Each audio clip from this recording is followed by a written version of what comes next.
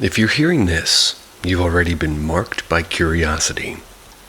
Paranormal M shares the stories that make the brave uneasy. Subscribe and ring the bell. You've come this far. Might as well go deeper. Advice for dealing with ghost in my room.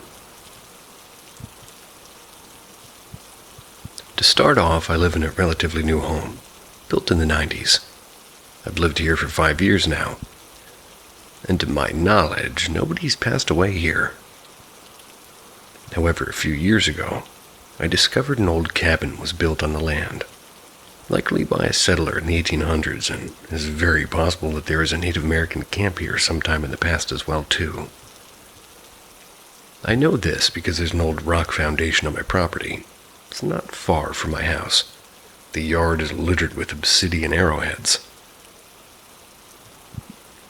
My first paranormal experience was about 4 years ago. It's when I was about to exit the bathroom and I was home alone.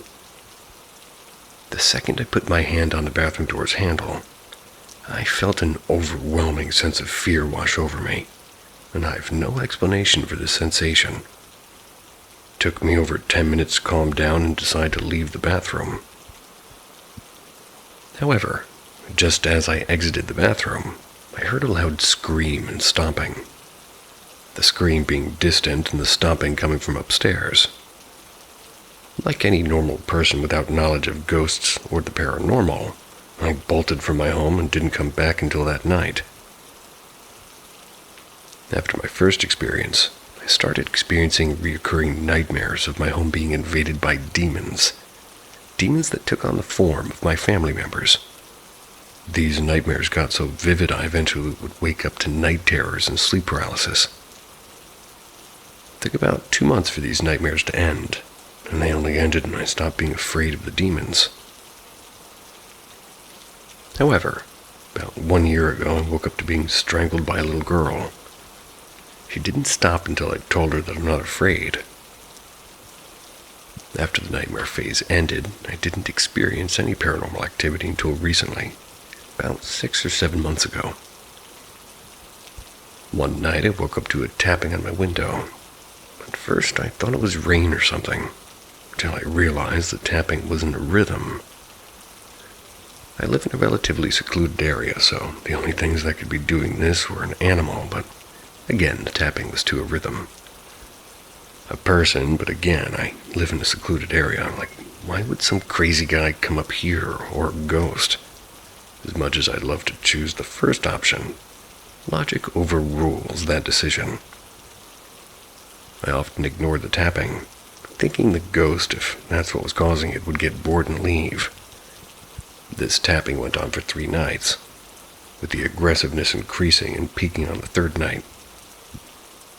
That night, I'm laying in my bed chatting with a friend when the tapping began. The tapping this time was rapid and much more aggressive than the first 2 nights. Then, suddenly, the tapping turned into a banging with such intensity that the room began shaking. This continued for only a few seconds, then suddenly stopped. It was an earthquake. It was, nobody reported shaking. I yelled out in surprise when the first few bangs occurred, and then the banging stopped. After this incident, the banging stopped seemingly permanently.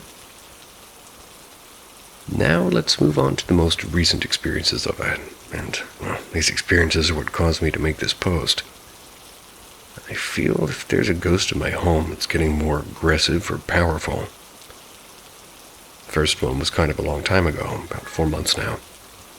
I had a friend over for an all-nighter, so when I heard tapping, but not from the window, but from the inside of my room. The room my friend and I were in at this time was the living room, with my room on one of the rooms it's connected to. My friend and I began to investigate the tapping, not by entering my room, but by listening to the noises from my room. When I put my ear to the door, I heard a whisper of gibberish on the other side. I freaked and backed away from the door, terrified. My friend was there. Suddenly I felt cold and felt the same feeling of fear I felt in the bathroom 4 years ago, but this time worse. After 30-ish minutes, the coldness went away and I calmed down, but my friend and I could still hear the tapping. took about an hour for the tapping to end. It resumed on and off for the rest of the night.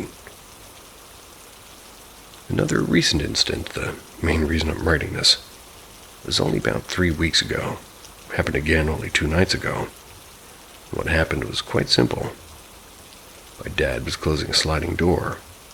It's when something forced it back open suddenly with like an unstoppable force. Then 2 nights ago, I'm closing my room's door when something pushed back against the door, making it extremely difficult to close. And every night since then, I've heard footsteps at night in my home. I've made this post with the hope that somebody can give me some advice as to what I should do next. I've already tried claiming the home from the ghost, and that's failed, so I've no clue what to do next.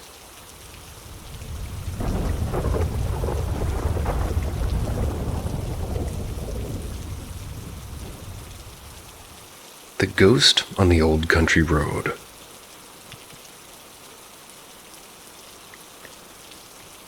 In 2007, I drove a taxi for a small firm in the north of England.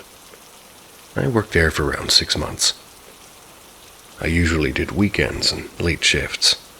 It's because the money was better and the roads were less hectic at night. And as you'd expect, however, driving around on a Saturday night, I'd see all kinds of crazy. Drunks fighting and people sleeping on the road and people doing dirty in the bus stops. Usually drunken behavior. I'd taken dying people to the hospitals, intervened in domestic disputes, had fights with drugged-up customers, good and bad, you name it. Never a dull moment, I'll say that much. But for many reasons, a job I'll never do again. I dropped off a drunk customer one Saturday night sometime after 12 a.m., heading back to base when I took a left turn that led me along the Old Country Road, as it's called. It's a notorious, horrible, twisty, narrow road lined with trees and old stone walls on both sides. It's on a steep hill. There's almost no streetlights. Every corner is a blind corner, and the camper goes from side to side without warning. During the day, it's scary to drive along. At night, it's almost suicidal. If it wasn't for the fact that I was trying to get back to base and squeeze another fare in before my shift finished at 2 a.m., I'd never have taken this route. The petitions have been going on for decades trying to get this accidental hotspot fixed. But the local council either can't afford it or never seems to be interested. Hundreds of accidents have happened there over the decades. Many have died, and most people just avoid it altogether, despite it being the quickest way from A to B. So I'm cautiously driving along this road just after 12 a.m. No other cars on the road, and that's when I see a young lady with her back toward me walking down the middle of the road. She was a white girl, looked like teens, early 20s, brown hair, wearing a blue flowery dress. As I got closer, I could see that she looked to be in bad shape. Her hair was a mess, and she was only wearing one shoe. I could see that her dress was torn and dirty. She had grazes on her hands and legs and face, and she had leaves in her hair. She was in a right mess. At first, I was just concerned for her safety, walking down this road at night. I'd planned to slow down and give her a warning about the dangers. But when I saw the state she was in, I decided to stop and see if she needed help. I pull alongside of her. I ask her if she's okay. I ask if she'd been hurt or in an accident or something. She looked at me dazed and confused, most likely drunk, so I ask again, and she responds with, "I want to go home." I ask her again if she's okay. Should I call an ambulance or something? She isn't responding and just standing there mumbling and confused. So I couldn't just leave her there. I offer her a lift and I get out and open the rear door for her, help her into the car. I ask the girl where she wanted to go, and she gives me the address of her residence about a 10-minute drive away. There were rules that prevented us from picking up unsolicited customers. So before moving, I radioed the controller and explained that I'd picked up a drunk straggler needing medical attention and I was taking her home. It got the okay, logged in the book, so off I went. We started driving, and I can see that she's cold, so I turned the heat up. I'm asking her questions like, is she hurt and was she an accident or really what happened, but apart from a few mumbles, I can't get any sense out of her. I ask her name, which she says is Rose. but everything else was just barely audible drunken mumbles. She said, "I want to go home," a few times, but at least I caught that much. It looked like she was falling asleep against the window, so I just stopped the questions. I let her be, and I just drove. We get to the house at around 1 a.m. She's fast asleep against the window, and it's a big old colonial-looking house. I think it's been there since the 1700s and was maybe once owned by a local lord or something. Called her name a few times to wake her up, but no response. Didn't want to start manhandling her out of the car, so I got out, went up to the house to get some help with her moving. As I'm walking up the driveway, I can see that there's still lights on in the house, so I knock quietly and wait. After a few seconds, a woman answers the door. She's crying and rubbing her face, and she's around 60, I guess. Gray hair, wearing a white nightgown. I explain who I am, that I'm a taxi, that I have a girl in the car named Rose who's looking in pretty bad shape, and has asked me to bring her here. Before I can finish, she turns and walks away and calls out for who I assumed is her husband. A man then comes to the door, around the same age, and he's carrying a framed photograph. He had a look of sadness in his face that I couldn't explain at the time, but one that I'd soon know all too well. I explained to him the situation, that I need help with getting her out of the car. He waits for me to finish and then shows me the photograph that he's holding and asks, "Is this her?" I confirm it's the girl in my car, and he asks, "Is she still there?" I confirm that she's asleep in the car. We're probably going to have to carry her back to the house. Puts the photograph down and comes with me to the car. There was a lack of urgency in his behavior, which I found odd considering the situation. We get to the car. I open the rear door. She's gone.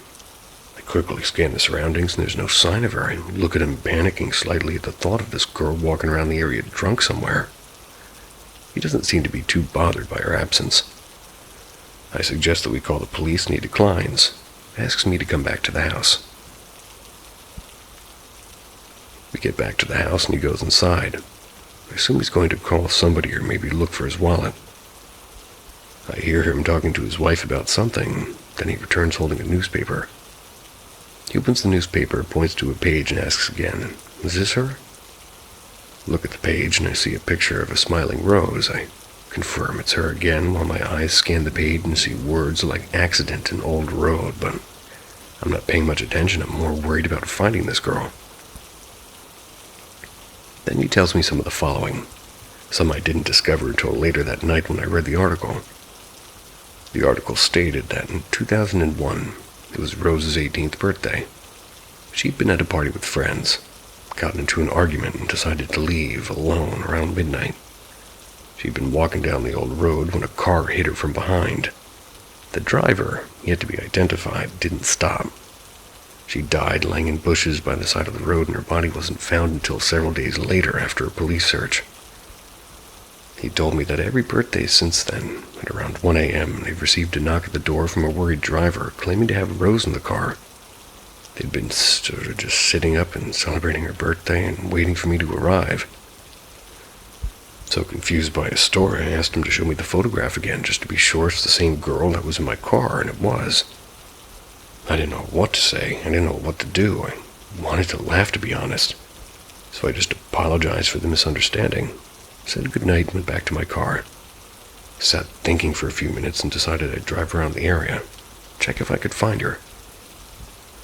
I couldn't, so after about 30 minutes I gave up and drove back to base.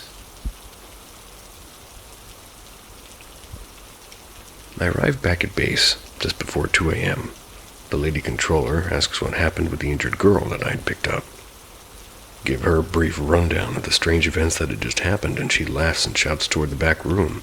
"Ha! Hey Tony, we got another one. He's seen her too."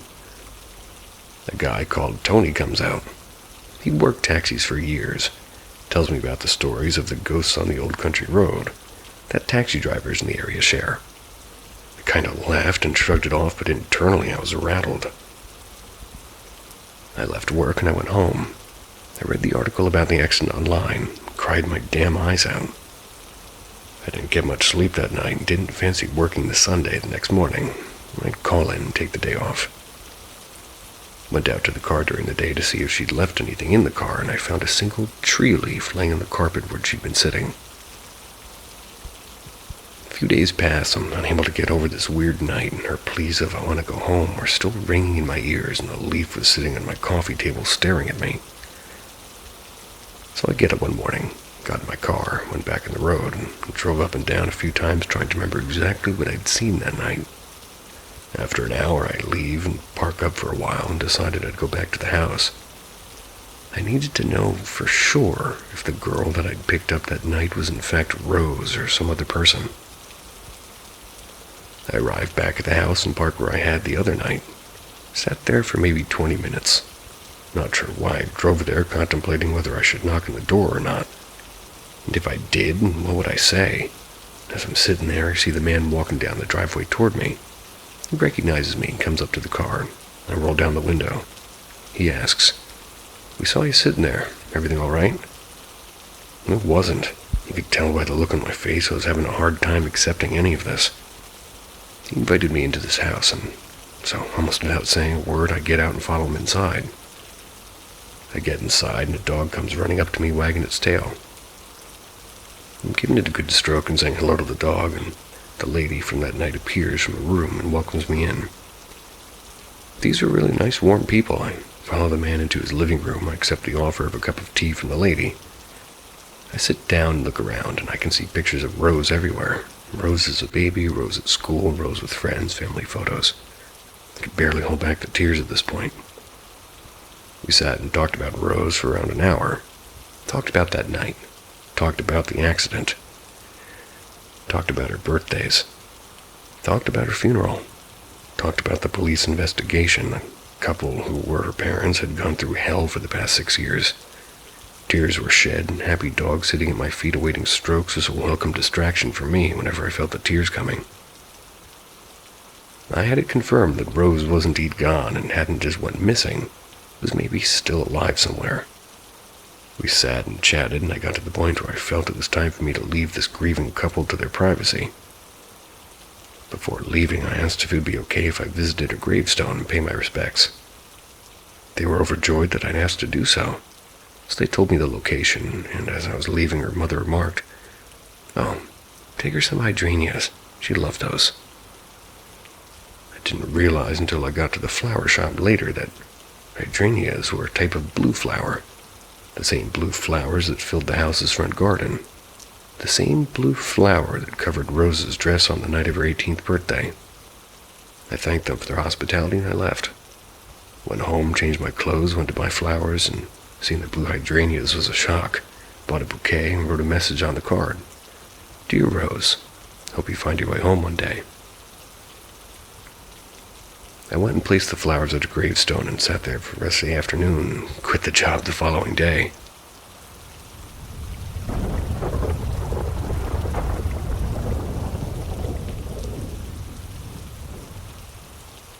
Lights out and my fear of mirrors. Not certainly a paranormal activity, and rather quite funny for others toward the end. Just an accident that happened with me, which made me develop a fear of mirrors. Back when I was 12, on one summer night, we had a power outage. I'm from New Delhi, India, so where these random long power surges are very common in the summers. But that night, even our inverter gave up, and we had no other option than having dinner in a dining room lit with candles and just wait for the power to be restored. My parents always had this daily habit of going to a walk in a nearby park after dinner, and they continued as usual. My grandparents decided to sit in the balcony after dinner, as the weather outside was quite decent with a light cool breeze and was better than sitting in a dark room and sweating. I was simply lying on the couch with my brother, who's 4 years older than me. Out of nowhere, my brother had this weird idea of taking this moment to try saying Bloody Mary in the mirror 3 times. Just for fun, I guess. I opposed it, as even though I was not scared easily of the dark or something like that, still, somewhere I feared that these rituals may have some degree of truth to them, and we should rather not try this.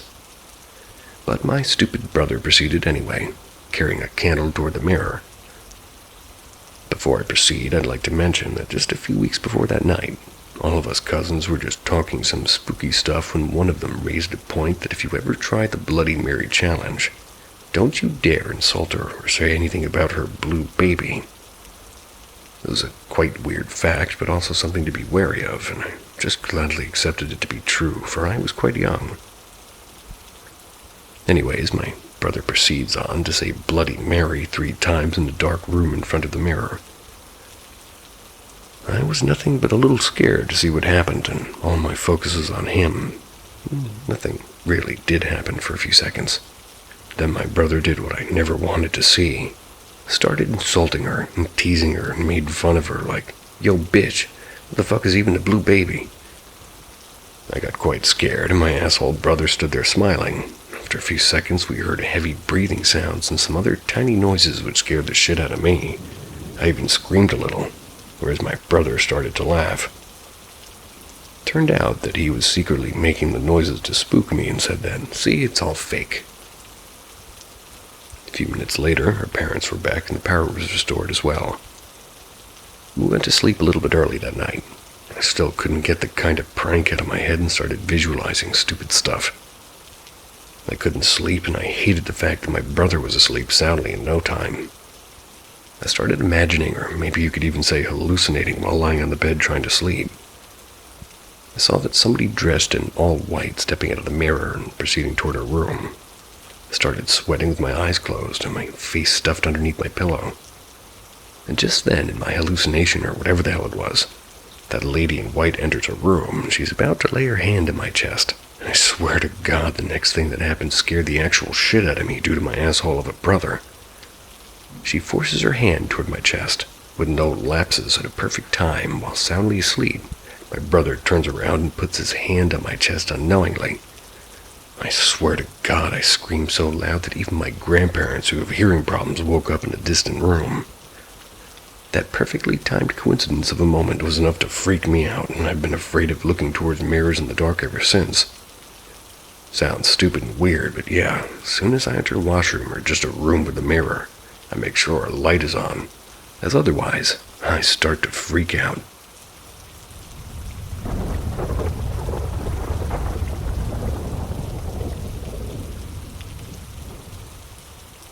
Blood out of nowhere, and the strange fever. First off, this incident took place 10 or 12 years ago. Large gatherings and joint families were often the occasion in our house. It was a very common thing in India at that time. It's still quite common, but not as much as before. All the elders, parents, uncles, and aunts, they were in my grandparents' room spending their own quality time, while all of us cousins, 12 of us to be exact, we were playing hide-and-seek, which included my parents' room, and me and my brother's room, and my uncle's room, and 2 storage rooms, 3 bathrooms, and 1 not very much used living room, which barely gets any light even in the daytime. Poor window installment. Also, this living room had a lot of antiques and old stuff that belonged to my grandpa. It was quite a reason to usually keep us kids out of there. It was our last round. It was my brother's turn to find us all. We waited for lunch to get ready, too. While he felt searching in the living room and storage room side of the house, we cousins did what we always do in the last round. Sneakily get into the lunchroom and keep the dinner. Don't know what to exactly call it. I don't even know what that is. They were wondering where all of us had been hiding or hidden, and we sneaked back into the room. My brother still kept searching. Eventually he came to the living room, opened the door for it, and tried to spot someone, as he felt somebody rushing there. As usual, it was all dark, and literally without turning on the lights, you can't spot anything. But my brother eventually caught attention of something in that dark room. He saw someone sitting behind the sofa as if trying to hide, with very shiny blue eyes, so shiny that it was the only thing visible in that room along with the edge of the sofa. My brother couldn't figure out which one of the cousins it was, so he tried to approach the sofa as the switch for the light was there as well. That figure started approaching him as well, except it was creepy and my brother was a little bit scared. And at that moment, my mom called out for my brother, due to which he looked behind for a split second. When he looked back toward the sofa, The figure was gone. My mom immediately came through, took him out of that room, and said to him, "We always advise you to never go to that room, but you don't listen. You may end up hurting yourself." It was very shady of my mom to mention something like that. While growing up, we always thought there's something that our parents never tell us about in that room. Never let us be in there alone at any time of the day. But anyhow, my brother didn't share this blue-eyed figure thing with anyone until the next morning, when an explanation was needed for what had happened. After everybody left late at night, we all happily went to our rooms and had a good night's sleep. When Brother woke up in the morning, she saw all of his t-shirt was covered with blood. But he actually didn't suffer from any nausea, and he wasn't sick, and he didn't throw up or anything else. There was no trace of blood in his entire body. No sign of any cuts of any sort, not even on me. Everyone was surprised and shocked at the same time, and my brother just didn't know what to say. After that, he discussed the blue-eyed figure incident, asked whether it was some haunting going on, which my parents denied by saying that they have always done. There's no such thing. The weird fact was seeing my mom say her prayers at the time after that accident, even though she does them before going to bed only. My brother developed a strange fear of sofas, especially when they were in a dark room. It took him years to overcome this fear. Even the medical checkups denied having any issues with his body. This remains unexplained to this date. The second one is concerning me. It was March 3rd, 2017. That's when this first happened. I was in 10th grade, and we have here something called the board examinations, the final exams after 10th and 12th grade. My boards were about to start in a week. The pressure was on, but I was somebody who actually never got stressed. So I was pretty chill and studying like my daily routine. On the night of March 3rd, I have a nightmare that I don't remember anymore in detail, but it was very unsettling, and it woke me up around 2 a.m. I was a little scared, but I was craving some good sleep, so I closed my eyes and tried to go to sleep, but I couldn't, and I started feeling like something like I was being watched. While my brother beside me was sound asleep, I started seeing figures around the room window, but I thought it was just maybe overdoing it. Then I had another nightmare, and around 3, I heard my brother say to me, "Are you okay?" I said I was fine, because the nightmares weren't much of a concern, but he actually, what he meant was he saw me shivering, and I didn't realize I was even shivering. Even though the cold winter days were well behind us, I was actually sweating, but still, my legs kept shivering and kept cranking my teeth. I tried to stop, but I couldn't. I started getting frustrated and scared. And what was more unsettling was the fact that my brother got scared, which is not something very common. He immediately called my parents, started rubbing my hands and feet, and got me a cup of coffee and put me back to sleep. Cup of coffee? I woke up at 7 in the morning, which is pretty strange, unless you're drinking caffeine in the middle of the night. Never naturally woke up until I've had 7 hours of sleep. Felt very fresh and much better than last night. My mom came in and asked me how I was feeling, to which I replied, "Great." That wasn't the case. I was burning. When she checked the temperature, I had 103 fever, and I was surprised as I don't feel any symptoms. They eventually kicked in, and I went to a doctor's clinic, got some medicine. Whenever there's a change of weather, I easily fall sick. Like my immune system is weak in processing the outside weather changes, which was the assumption for this incident. Never told anybody of feeling being watched or any of that stuff, because such claims always get rejected by my parents. By the afternoon, I started feeling well, but still prefer a day's bed rest in order to be good and healthy to resume my studies. By the evening, the temperature was down to 98, which was a significant improvement. But then, at around the 8 p.m. mark, while just lying on my bed, this time alone, I start shivering again, and also hear a thud on my window just to find nothing. The shivering again starts to get on my nerves, and I call in for my mom. They notice a drastic jump in my temperature again, back to 102. And after 2 days of medication and 2 days of the same shivering causing a sudden effect on my health, went to the doctor again, who gave us a little strong dosage this time. Also wrote down some tests to get done from the hospital.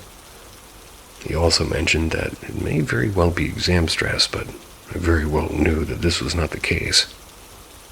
Third day goes all fine, 98.4 temperature. But again, around 8 p.m., the same shivering starts as a follow-up to a thud on the other window. Same thing keeps happening for the next 4 days, 4 weeks in total, where the shivering starts whenever I'm alone, around the 8 or 9 p.m. mark daily. It's initiated by a strange sound or sighting around me, like the thuds on the window or in the ceiling or my closet opening on its own, my room's curtains moving on their own. More tests were consulted and more medication was given. 15 different tests, all negative. No flu, no viral fever, no infection. And after the 8-day mark, the strange happenings and shivering stop after a long session of religious prayer earlier that day. Of course, by none other than my mom, who didn't believe or accept any paranormal things, but still wanted to affirm my safety. I did my first 2 exams in a feverish condition, but eventually, after 2 more weeks of medication, I was back to normal health, with the only difference being a weak body that starts aching anytime I can't bear much pain. Anyway, till this date, nobody's been able to determine the cause of this condition. Never shared the sounds or sighting things with anybody except my brother. That 2 months after that incident. But this is still one of the most baffling and unexplainable things I've ever had happen to me. Giving your kid coffee in the middle of the night is baffling to me.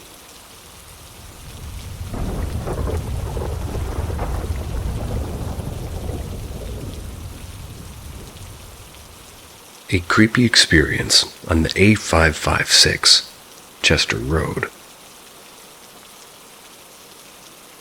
Okay, so I'm driving home 2 days ago at roughly 3 a.m. I'm driving on a British A road, which is in the middle of nowhere, surrounded by forest. Now, I pretty much know this road like the back of my hand. I've been driving back and forth, but mostly at night, for a long time. There are street lights, but they're quite dim and don't do a great job of lighting up the road ahead. Now, as a bit of a background, I'm generally a calm driver. I don't know why, as I'm quite frantic in real life. When I'm behind the wheel, nothing seems to faze me at all. But the other night, I'm pretty sure I nearly had a heart attack. So I'm driving along the road as per usual on my way back home. The only way to describe this is to say that about 150 yards ahead of my car in the woods, this humanoid creature bolted into the road. It was a light gray color and hunched over on all fours. Could easily be 8 or 9 feet tall, stood upright. This thing bolted into the road at unusual speed and disappeared into the woods on the other side of the road. Now there's 4 lanes and no central reservation, so it was a straight sprint across. I tried to rationalize this as a bird, but I just knew for a fact that it was not. Like I said before, I'm a very calm driver, but as soon as I saw this thing, I had instantly turned to freezing cold and started sweating, almost on the verge of crying. I know what my realization was, or I guess I don't, but some part of me wanted to slam on my brakes out of panic and take a breath, but just put my foot down, drove way too fast to get away from what I just saw. I don't necessarily know if it's relevant, but I remember looking at the clock and it was dead on 3 a.m. Apparently, it's a strange hour for unexplained things to go on. If anybody else has had a similar experience or know what the hell this thing was, I'd love to hear it, because even thinking about it gives me cold chills.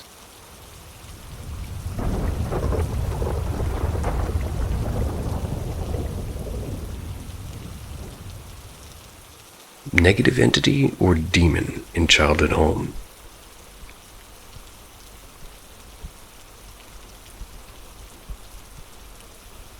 This is a recollection of certain events that happened in my childhood home that I lived in for the first 11 years of my life. I'm 20 now, and for context, the house was built in the late 1970s, but my parents bought the house. The house was bought from a widow, and her husband loved the basement, but unfortunately he died of cancer. It's unknown if he died in the house or on his way to the hospital. Before I was even born, my dad experienced a growl coming from the TV in the upstairs bedroom. No one was there, and it scared him to the point that he feared going into the basement at night for a month. Fast forward to when I was born. I had a couple of seizures, one being in the house, and the last one was when I maybe was 2 years old. When I was 3, however, There was a storm outside, and my bed was right up against the wall. As I was trying to fall asleep, I felt the bed lift up and slam down as I noticed it.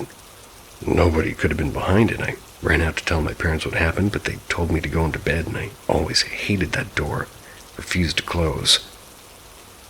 It was the door that led to the laundry room. If you closed it, it would just open up exactly 5 or 15 minutes later, regardless of the day or time. I used to try to close it all the time, but I wonder if that angered the entity. Regularly, I would hear the pipes banging and clanging together. Never heard these sounds in any homes I've spent the night in, even homes older than this one. I would regularly wake up and hear whispers coming from the living room, similar to how my parents would talk when they were up and I was asleep. But the time was between 1 and 4 a.m., with the most common of it happening between 2:30 and 3:30. I would also experience sleep paralysis on an infrequent basis, often the same time as I would hear the whispers, but these whispers never happened during the sleep paralysis. I would feel a heavy weight either in my arms or chest when it happened. I would either have a bad day or I would get physically sick. My dad wonders if the entity made him aggressive. Then my mother got sick, and the one night I really had to pee, but someone was in the bathroom, so I had to use the downstairs bathroom after waiting 10 minutes. Shortly after, I went back to my room, and my dad wondered why I was up. I lied and said I sleepwalked because I knew that he wouldn't believe me. After my mom died, it was from when paranormal events escalated.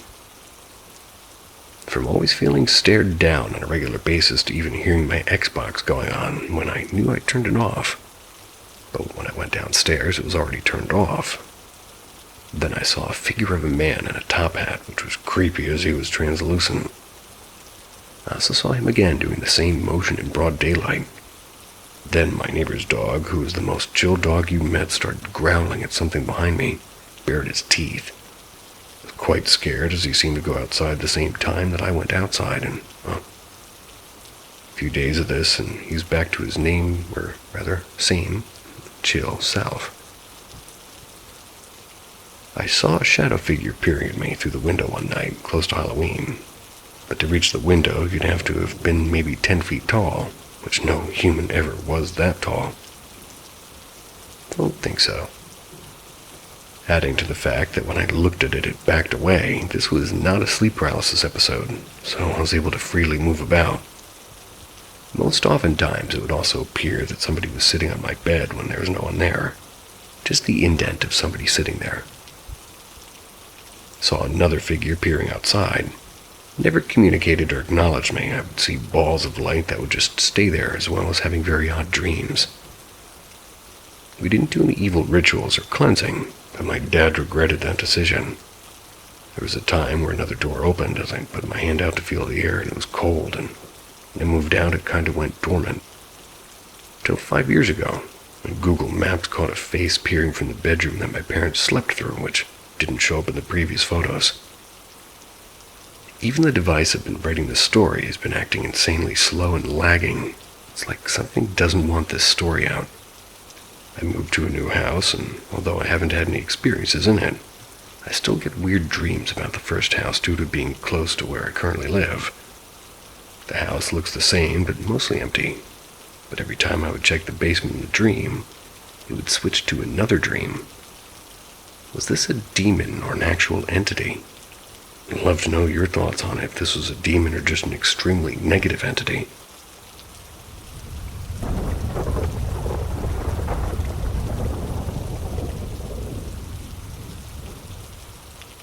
Can someone explain this? Stuff moving in my apartment. So I'm sitting in front of my computer a few months ago. It was around midnight, and I heard a bag rustling in the kitchen.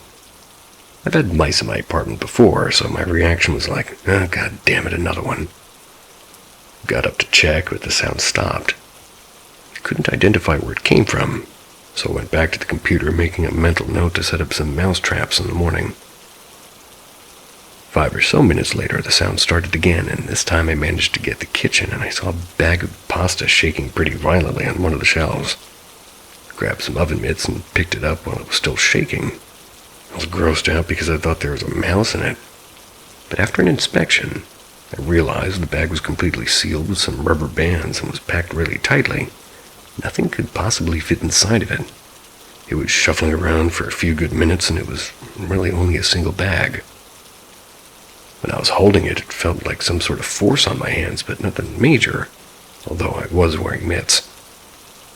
It seemed there was something inside of it trying to get out. I even squeezed the bag really hard and stepped on it many times in order to kill anything that was inside of it. After I walked out into the balcony and emptied it, there was nothing in there other than pasta. I shit in my pants at this point, so I couldn't sleep for a while. Told my mom. She said that Grandma's pasta, she passed away a month or so before, and that this is not the first time something like this has happened to her in that apartment. My mom believes all kinds of goofy things, so I don't take her seriously at all. It's also her apartment that I temporarily lived in at the time when I came from Australia to visit. My grandma never lived in that apartment, though. Well, no mouse was ever found in her apartment after that. Nothing this weird has ever happened to me.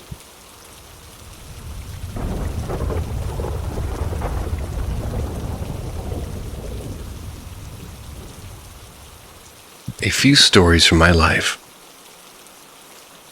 So let's start with one of the earliest I can remember. I was like 11 or 12, and I lived with my mom. To paint a picture, we lived in a trailer. When you open the front door, it goes straight into the living room, and on the wall lays the couch. To the right of the couch is a hallway that leads to the bathroom, my bedroom and a spare bedroom. To the left is the kitchen, a little nook where the computer was, and my mom's room. So one night at around 12 or 1, I'm laying on the couch and just on the phone talking to my friend. As we were shooting the shit, something caught the corner of my eye, and I saw this tall black silhouette in the hallway. I just sat there, and it just turned its head and looked at me. Walked through the wall. I dropped to the floor, terrified. Wouldn't go into my room for like 2 weeks after that. Going off that one, around this time I'd always hear random tapping on the window across from me on the couch. The only way I can describe it is if you took your fingernail and lightly tapped on the window. Happened every night for weeks and just randomly stopped. I don't think it was the blinds or anything, but it was very creepy. Last one I'll share happened maybe 3.5 years ago. A friend and I are sitting in my room. It was a second-story house, and my room was a loft converted into a bedroom that has windows that overlook the living room. We're talking, and we heard this very loud grinding noise. Both just stopped and stared at each other, so we went downstairs to investigate. After about 10 minutes, we figured out one of the kitchen chairs was pulled back. When we pushed the chair on the floor, it made the same sound. After we discovered that he looked at me and said, "I didn't want to sound like a weirdo, but I swear when we were upstairs, I saw somebody through the window in your room in the living room before we heard the noise." I've had some other experiences, and a lot happened in my dad's house. My sister's had some crazy experiences when she lived with him, too. We'll gladly share more if anybody's interested. Probably have a handful of other experiences like these.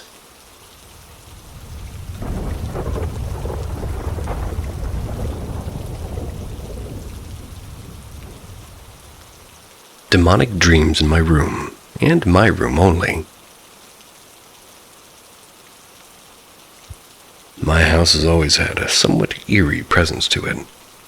When I was 4, its bedroom door slammed shut while we were all watching TV one night.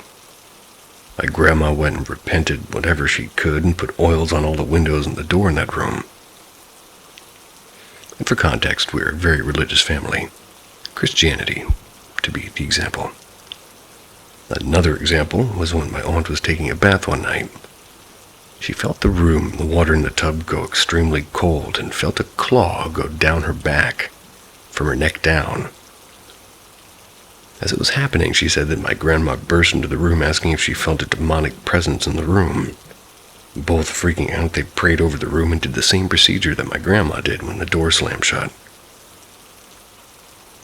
So anyways, back to the point. I moved back in with my grandma a year ago. I'm staying in the room right next to my aunt's. I don't know when this started, but every night I'll have the crazy, intense, realistic, and barbaric nightmares.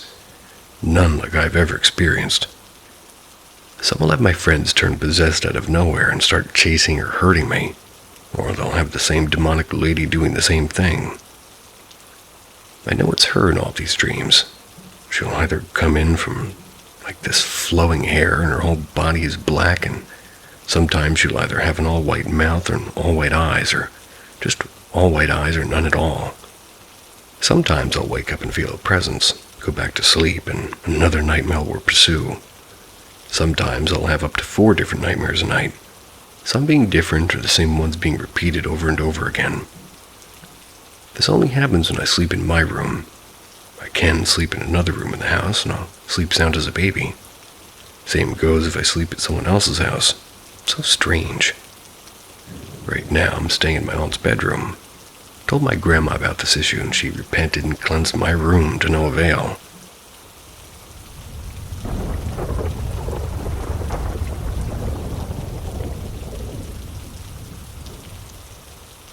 My parents have mimics. I used to hear someone mimic my mom's voice, sometimes at night, but I always brushed it off as being in my head, and I also believe in jinn, so I thought maybe it was them. Back when quarantine had just started, my sleep schedule was a complete mess. I'd always be the last one to go to bed at around 4 a.m. One night I'm lying in my bed. I'm fully awake, just scrolling on my phone, and I hear my name being called in my mom's voice. I thought, here we go again, my mind playing tricks on me, because I knew she was asleep. Usually it stops after 3 to 4 times, but this time it didn't. It actually kept getting louder and sounding more and more distraught. I was getting a little worried, but still stayed quiet, knowing that it's not good to reply. It stopped, and I was relieved, until suddenly, my dad's voice started calling for me. I was confused because my dad never calls me at night. He always calls to me when he wants to tell me something, so I was super confused. I sat up, took my headphones off to listen more closely, and it kept going and getting louder. I responded asking, "Dad, you calling me?" And he just kept going. What freaked me out was when both of them started calling me. I legit thought something happened, so I ran to their room and both of them were dead asleep, and when I tell you, I almost woke them up thinking it was some weird, twisted prank.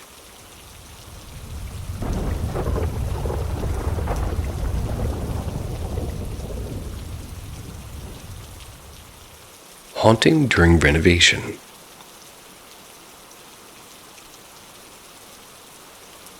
When I was about 17, Dad had started renovating parts of the house. During knocking down walls in the living room and bathroom, found tons of cool things inside, like a card and papers from the early 1900s, random scraps of ornate wallpaper. Dad joked with me not to keep it, because then I'll start getting haunted. But to me, they were too cool not to keep. Things slowly escalated. I started experiencing sleep paralysis for the first time. Never heard anything. Just felt like somebody was sitting next to me, and would only happen if I fell asleep in the living room. Then things started happening in my bedroom. There was a specific spot at the foot of my bed that squeaked bad if anybody stepped there. I was trying to fall asleep, and I felt like I thought I heard somebody by my door.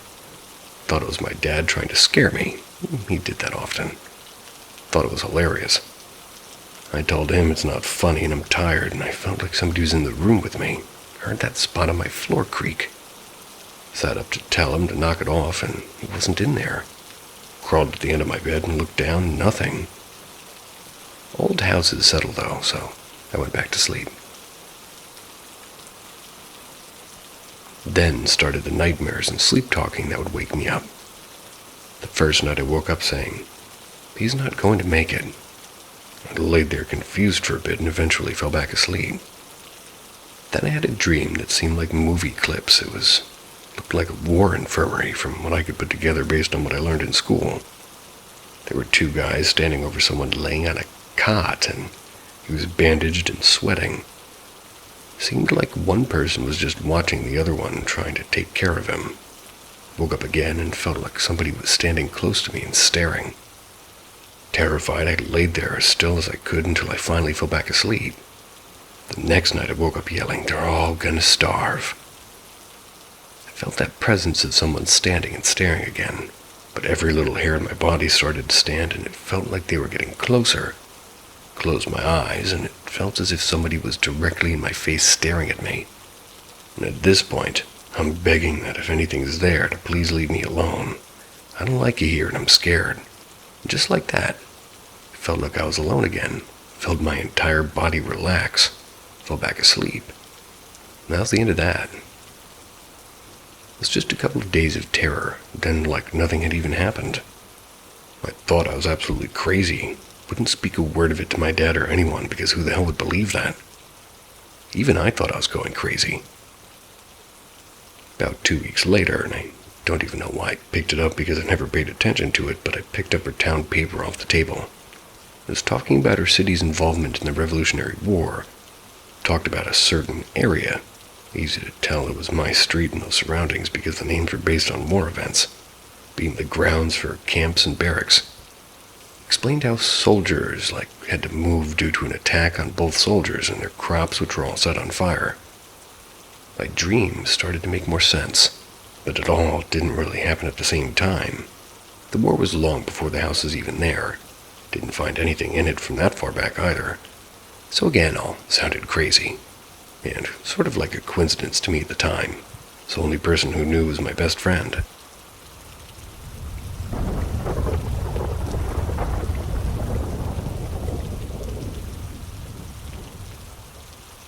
The House with the Pentagram.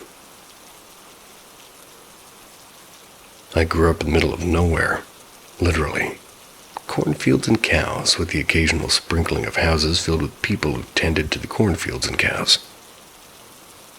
So as a teenager in the country, I spent a lot of time exploring abandoned buildings and houses and barns and restaurants or anything I could manage to get into. I just got a new job in town. Didn't usually go to, and of course immediately asked the locals about the scary stories in the town. I was told over and over again a story from the 80s of a woman who caught her husband cheating and came home one day and blew his brains out with a shotgun while he was asleep. She then went on to hang herself in a tree behind the house. According to local legend, the police never even cleaned the crime scene. They removed their bodies, but there were many pieces of the husband left behind in the floor and wall. Immediately I'm interested. I'm asking where the house was and was so surprised to learn it was only minutes from where I was working. Now don't get me wrong, I felt brave, but as a young female I wasn't about to explore this haunted murder house by myself. I texted some friends of mine and the road was on and asked them to meet me there that night. They of course had nothing else to do, so they agreed. Got off work around 10 p.m. Met my friends in front of the house. It was a small white farmhouse, heavily overgrown with weeds and barely visible from the road. I had no idea how we were going to get in, but I knew I had to see what was inside. Me and my 3 friends, 2 guys and a girl, looked all around until my one guy friend found a window that wasn't locked. He was far too large to crawl through, so my smaller guy friend crawled through and unlocked the back door. We climbed through the weeds and made our way to the house, and by the light of our flashlights, we began to explore. The house seemed untouched. There were dishes in the sink and old boxes of food in the cabinets. The walls were a mixture of yellow from long-term smoking and patches of brown, which could have been mold or could have been pieces of the husband. I wasn't about to touch it. My guy friend took off to the bedroom. My girlfriend and I looked for the basement. After some searching, we found the steps to the basement. It was a dark and cave-like unfinished basement with lights dangling from the ceiling that most likely hadn't been turned on in decades. The basement had 2 sections. The first one, you were immediately in what was a laundry or washroom. Then behind that was an open storage room. This is where things started to really turn. We walked into the storage room and were met by a giant red-painted pentagram on the floor. There were shelves all over the walls filled with what appeared to be jars of dead animal parts and blood. There were half-burned candles, upside-down crosses, and notebooks that were falling apart from years of moisture and mold in the air. Suffice it to say, we were creeped out. It really wasn't until I was older that I understood what I had saw. But at the time, I didn't know much about the rituals that they were most likely performing in that basement. I have no way of knowing if the husband and wife had done this or if it had been done by fellow trespassers. It didn't seem to be very recent. We decide that we've had enough of the creepy basement and head upstairs, only to be greeted by a loud sound of shattering glass. One of my guy friends had decided to grab a bat from his car and bust out the old TV. We both screamed at him to stop, and yeah, I definitely trespassed, but I never vandalized. After taking a few more swings, he stops, and instead of turning around to yell at me, he starts staring out of the kitchen window behind me, and his face looked absolutely terrified. Thinking he's messing with me, I tell him to stop being weird and leave before the cops came and saw this mess. Now this time, my friend shifts his gaze from the window and looks at me, and he points back to the window and says, "What is that?" I laugh, again thinking he's messing with me, but he doesn't laugh. Finally, I turn around and see movement in the field behind us, slowly getting closer and closer to the house. We all stand at the window waiting for whatever it is to come out of the field into the open part of the backyard. A few seconds go by before we see a woman in a long gray nightgown holding a brick in her hand running toward the back window. At this point, she was mere feet away, and we all ducked down below the window, thinking she was going to throw the brick through it, and we needed to try to avoid shards of glass. And as she did, the window shattered so loud my ears started to ring, but I didn't feel any glass. After a few seconds, we all stood up and looked through the hole where the window once was. The woman was gone, and the glass from the shattered window was outside in the lawn. She threw the brick at the window, but the window broke outside instead of in. And we all shared a collective "fuck this" and ran out of the house and back to our cars. Spoke about it a few times after, but never to anybody else since. We were convinced that they wouldn't believe us. The house has been torn down, and, well, it's now an extension of the field from behind it. Don't know exactly what we saw that night, but I know I'm certainly glad that house no longer stands.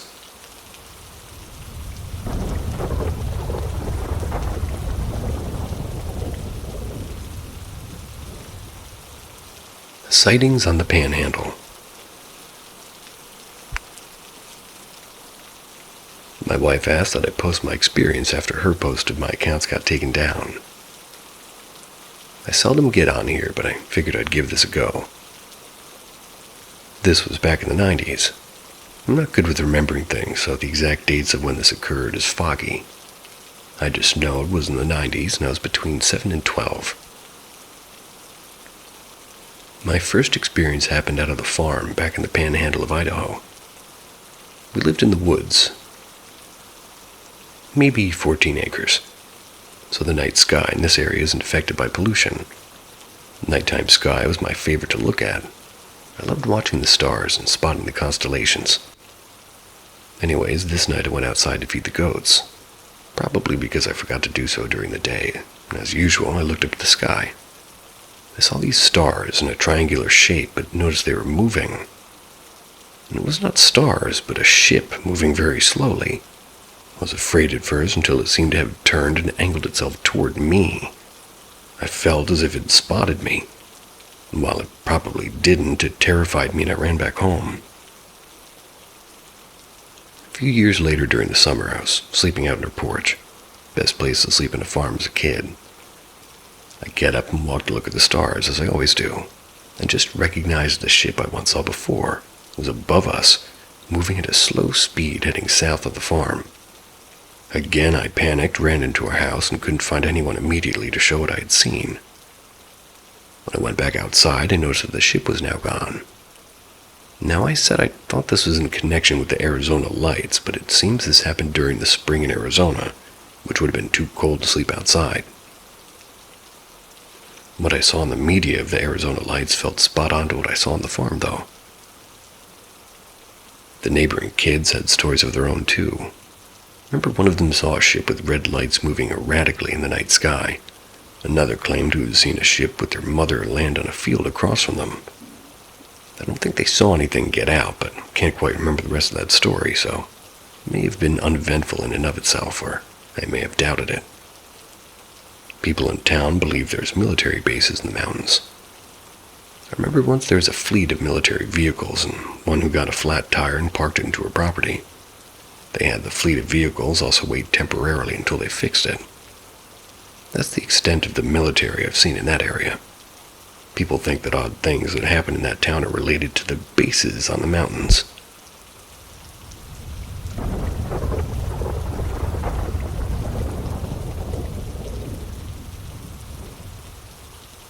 Seeing an old friend. A couple of months ago, my family and I were forced to move. I had a pet cat whom I've had for 10 years, and a puppy that we had found abandoned. Where we moved didn't allow dogs, so we had to give the puppy up, and luckily we found him a good home. Our cat could stay, but since he was new to the neighborhood and the house, we kept him inside as long as possible. And him being an outdoor cat, though, couldn't really stay inside for very long. After about 2 weeks inside, we finally let him explore outside. Though I was very hesitant because I knew there were a lot of stray cats in the area that could hurt him. He was tough, though. Came back every day with new kind of cut bits, looked proud, so I knew he was winning. Still, I'd try to keep him inside most of the day until he got really mad and wanted to go outside. This continued. One night, he woke me up to let him outside around midnight. He left, and I never saw him again. Usually, he would leave for the night and be back by morning. Though there were a few times in the last house where he left for a few days, and the most being 6. But for some reason, I had a sickly feeling after day 2. I had a feeling that it was the last time I'd ever see him. I went to sleep worried, and the neighborhood was bad, and I knew even though he was tough, he wasn't invincible. That night I had a dream about him, something that has never happened to me. I saw him at the foot of my bed sleeping soundly. It felt so real I could reach out and scratch his head, his favorite spot. Then I would suddenly wake up. It happened for a few more nights. The last dream I had of him was me finally petting him, and I thought he was finally back, and this wasn't a dream. I looked at him, and he opened his eyes and looked at me, and I was so happy. When he closed his eyes again, I woke up, and I started crying, and even now typing this, I can't help but cry. He's with me for 10 years, and I was hoping that, we would be there for my college graduation, but wasn't even there for my high school graduation.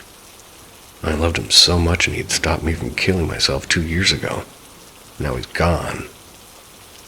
I was never one for pictures, so I don't even have those to remember him by. All I have are the memories. Just wish I could have been there for him at the end, and now that I think of those dreams I had of him were him coming to visit me. The last one was him finally moving on after knowing I was okay. Thought I'd gotten over his death by now, but every time he comes to mind, I can't help but cry.